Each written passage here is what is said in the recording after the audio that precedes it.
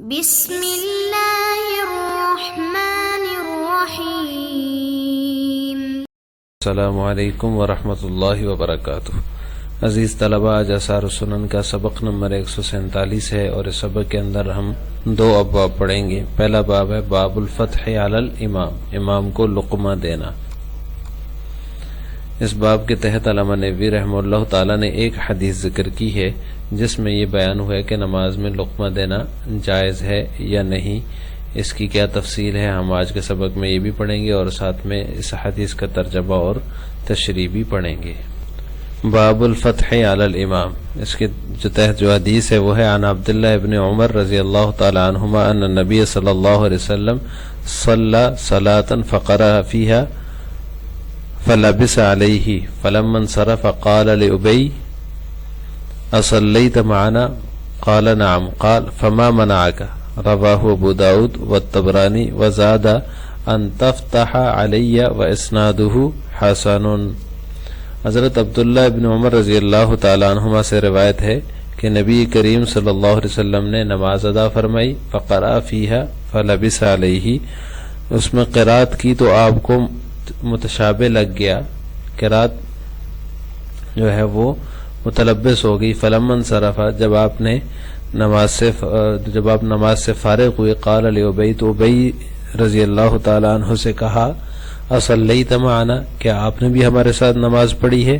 انہوں نے کہا جی ہاں۔ قال فما منعک، تو آپ نے فرمایا تمہیں کس نے روکا؟ یہ حدیث ابو داؤد طبرانی نے روایت کی ہے، وزادہ، اور یہ زیادتی بھی منقول ہے، تمہیں کس نے روکا کے ساتھ یہ زیادتی ہے کہ ان تفتح علیہ، کہ تمہیں کس نے روکا کہ تم مجھے لقمہ دیتے، اور اس کی سند صحیح درجے کی ہے۔ مسئلہ یہ ہے کہ جب امام بھول جائے تو عند الجمہور اس کو لقمہ دینا جائز ہے، بلکہ ضرورت کے وقت مستحب بھی ہے، لیکن آگے اس کی تفصیل میں پھر اختلاف ہے۔ اگر امام مقدار مفروض قرات کی پڑھ چکا ہو تو پھر لقمہ نہیں دینا چاہیے، اور اگر امام جو ہے ایک آیت سے دوسری آیت کی طرف بڑھ چکا ہو، جس آیت میں وہ بھولا ہے، تو اس کو چھوڑ کر اگلی آیت پہ چلا گیا تو بھی لقمہ نہیں دینا چاہیے۔ اگر پھر بھی کسی نے لقمہ دے دیا تو لقمہ دینے والے کی نماز فاسد ہو جائے گی، اور اگر امام نے لے لیا اس وقت تو اس کی نماز بھی فاسد ہو جائے گی۔ یہ بات تو اس وقت ہے جب وہ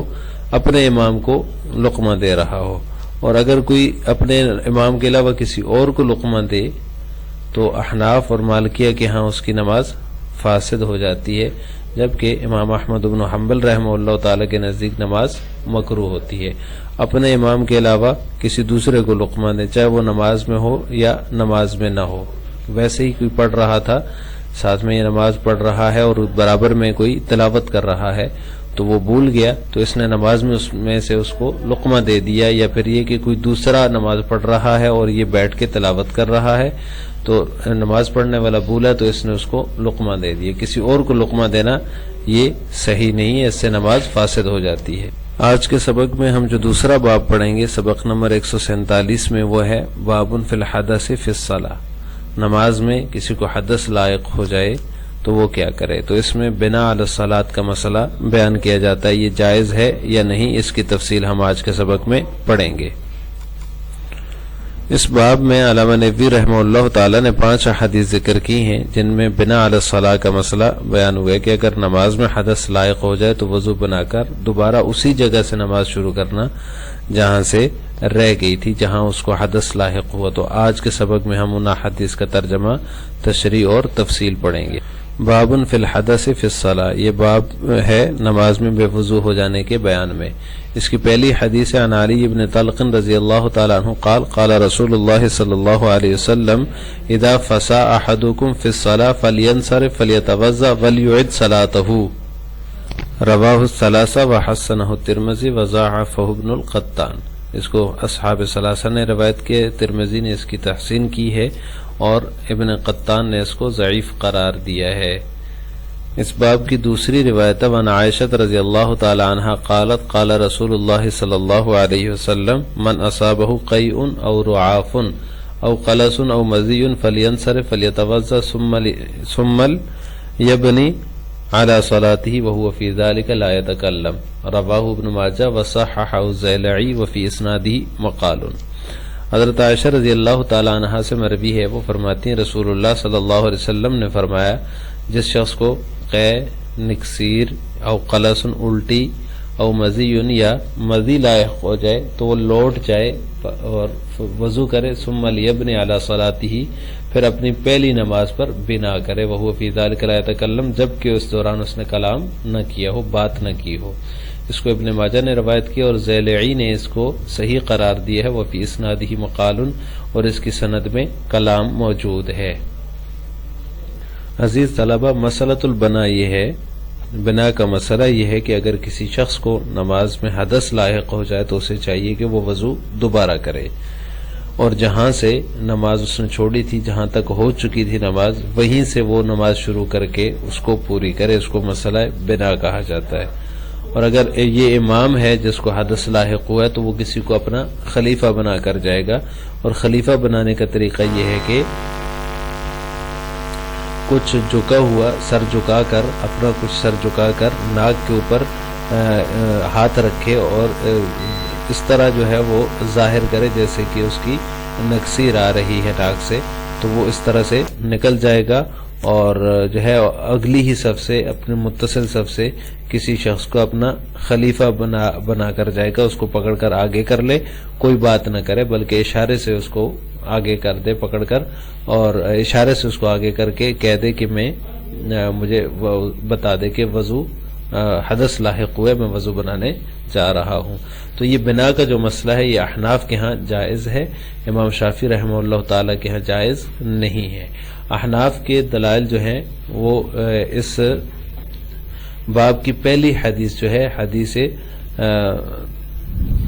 علی بن طلق رضی اللہ تعالیٰ عنہ کی جو حدیث ہے، اس کے علاوہ باقی جتنی بھی احادیث ہیں اس باب میں، جو حضرت عائشہ رضی اللہ تعالیٰ عنہ کی حدیث ہمارے سامنے ابھی گزری ہے، اور اس کے بعد باقی احادیث ہیں، تو یہ جتنی بھی احادیث ہیں یہ احناف کے مذہب کی دلیل ہیں کہ بنا علی الصلاۃ جائز ہے۔ پہلی حدیث جس میں جو حضرت علی بن طلق رضی اللہ تعالیٰ عنہ کی ہے، اس میں نماز کے اعادے کا حکم ہے، باقی کے اندر بنا کا ہی حکم ہے۔ تو امام شافعی رحمہ اللہ تعالیٰ کے ہاں بنا علی الصلاۃ جائز نہیں ہے، تو ان کے مسلک کی دلیل یہ حدیث طلق بن حدیث علی بن طلق رضی اللہ تعالیٰ عنہ ہے، جس میں نماز کے اعادے کا حکم ہے۔ تو اس کا جواب احناف کی طرف سے یہ دیا جاتا ہے کہ اس کا راوی مسلم ابن سلام جو اس کا راوی ہے وہ مجہول ہے، اس کے حال کا پتہ نہیں ہے، اور اس وجہ سے یہ ضعیف ہے۔ اور اگر اس کو صحیح بھی تسلیم کر لیا جائے، یعنی اس روایت کو صحیح بھی تسلیم کر لیا جائے، تو اس میں بھی بنا علی الصلاۃ سے ممانعت نہیں ہے۔ جو دوسری احادیث صحیحہ اور اجماع صحابہ سے ثابت ہے، یعنی اس کے اوپر اجماع صحابہ بھی ہے کہ بنا کی جا سکتی ہے، نماز کو وہیں سے مکمل کیا جا سکتا ہے۔ احناف بھی اس کے قائل ہیں، البتہ اثر نو، نئے نماز کا اعادہ کرنا اور بالکل نئے سرے سے نماز پڑھنا یہ افضل ہے، احناف بھی اس کے قائل ہیں۔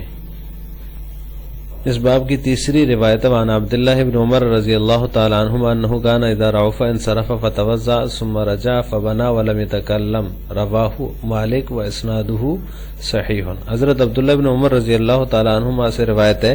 ان کو جب نکسیر پھوٹتی تو وہ جا کر وضو کرتے، پھر واپس آ کر بنا کرتے، ولم يتكلم اور بات نہیں کرتے تھے۔ اس کو امام مالک نے روایت کی اور اس کی سند صحیح درجے کی ہے۔ اس سے اگلی روایت وعنہ قال اذا رعف الرجل في الصلاة او ذرعه القيء او وجد مزيا فانه ينصرف فليتوضا ثم يرجع فيتم ما بقي على ما مضى ما لم يتكلم رواه عبد الرزاق واسناده صحیح۔ انہی سے مروی ہے، یعنی عبداللہ بن عمر رضی اللہ تعالی عنہما سے مروی، فرماتے ہیں کہ جب آدمی کو نماز میں نکسیر پھوٹ جائے، او ذرعه القيء یا پھر قے غالب آ جائے، او وجد مزین یا پھر وہ مزی پائے، تو وہ جا کر وضو کرے، ثم یرجع پھر وہ واپس آئے، فیتم ما بقی علی ما مضی جو اس کی نماز باقی تھی اسی پر پوری کرے، یعنی بنا کر کے پوری کرے، ما لم یتکلم، جب تک کہ اس نے کلام نہ کیا ہو۔ رواہ عبدالرزاق، اس کو عبدالرزاق نے روایت کیا ہے، اور اسناد صحیح، اور اس کی سند صحیح درجے کی ہے۔ اس سے اگلی روایت وعن علی رضی اللہ تعالیٰ عنہ قال اذا وجد احدکم فی صلاته فی بطنه رزا او قیئا او رعافا فلینصرف فلیتوضا ثم لیبنی علی صلاته ما لم یتکلم، رواہ الدارقطنی واسنادہ حسن۔ حضرت علی رضی اللہ تعالیٰ عنہ سے مروی ہے، وہ فرماتے ہیں کہ جب تم میں سے کوئی اپنی نماز کے دوران اپنے پیٹ میں ہوا محسوس کرے، او قیئن یا قے محسوس کرے، او رعافن یا اس کو نکسیر آ جائے، نکسیر کا پتہ چل جائے، فلینصرف، تو وہ اسے چاہیے کہ وہ لوٹ جائے، فلیتوضا، پھر وضو کرے، پھر اپنی نماز کے اوپر بنا کرے، یعنی نماز کو وہیں سے دوبارہ شروع کر کے پوری کرے، ما لم یتکلم، جب کہ اس نے بات نہ کی ہو۔ اس کو دارقطنی نے روایت کی اور اس کی سند حسن درجے کی ہے۔ وعنہ قال اذا جلس مقدار التشہد ثم احدث فقد تم صلاته، رواہ البیہقی فی السنن واسنادہ حسن۔ انہی سے یعنی حضرت علی رضی اللہ تعالیٰ عنہ سے مروی، انہوں نے فرمایا جب کوئی شخص تہجد کی مقدار بیٹھ گیا پھر اس کو حدث لاحق ہوا تو اس کی نماز پوری ہو گئی۔ اس کو بیہقی نے اپنی سنن میں روایت کی اور اس کی سند صحیح درجے کی ہے۔ آج کے سبق کا خلاصہ یہ ہوا کہ ہم نے باب الفتح علی الامام کی ایک حدیث اور باب فی الحدث فی الصلاۃ کی 5 حدیث کا ترجمہ، تشریح اور اس مسئلے کی تفصیل پڑھی ہے کہ بنا علی الصلاۃ جائز ہے یا نہیں۔ احناف اس کے جواز کے قائل ہیں، جبکہ امام شافعی اس کے جواز کے قائل نہیں ہیں۔ آخر میں آپ سے 2 سوال ہیں۔ نمبر 1، اپنے امام کے علاوہ کسی اور کو لقمہ دینا جائز ہے یا نہیں، اور نمبر 2، بنا علی الصلاۃ جائز ہے یا نہیں۔ ان دونوں سوالوں کا جواب آپ نے کمنٹ باکس میں دینا ہے۔ السلام علیکم ورحمۃ اللہ وبرکاتہ۔